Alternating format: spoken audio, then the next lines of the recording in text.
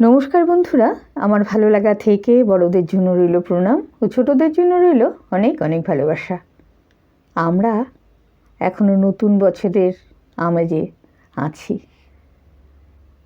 আজকে আমার ভূমিকায় কোনো শব্দ নেই।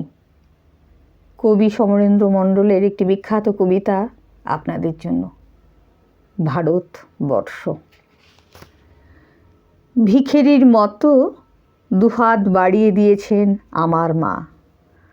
জীর্ণ কাপড়ে ইতস্তত কিছু তালি ও সেলাইয়ের কাজ, ভাঙাচোরা মুখ এবং শীর্ণ শরীর ঈষৎ নুচ্ছ। খুব ধীর পায়ে এগিয়ে চলেছেন তিনি, এগিয়ে চলেছেন আমার মা।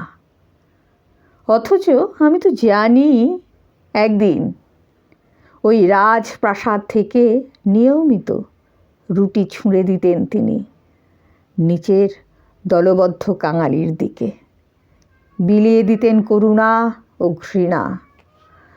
দম্ভ এবং অহমিকার সম্পান থেকে ভূমিস্পর্শের কোনো স্পৃহা পেতেন না এবং এভাবেই করুণা ছড়াতে ছড়াতে কাঙালিদের কাছ থেকে আদায় করে নিতেন সম্মান, ভয় এবং বশ্যতা। সেই মা, আমার রাজমহিষী মা, আমার জনম গর্বিণী মা, এখন নিজেই কাঙালিদের পাশে দাঁড়িয়ে মুদ্রাহ্রাস আর ঋণ ভারে নুচ্ছ। সমস্ত দম্ভ মাটিতে মিশিয়ে দিয়ে নতুন গজিয়ে ওঠা বহুতরের দিকে হাত বাড়িয়ে সলজ্জে বলে ওঠেন, আমাকে আরেকবার ঋণ দাও। এবার ফসল উঠলেই ঠিক শোধ করে দেব বাবা। আমার মা বুকের ভেতর লুকোনো আভিজাত্যে কিছুই বলতে পারেন না। ভিক্ষে দাও।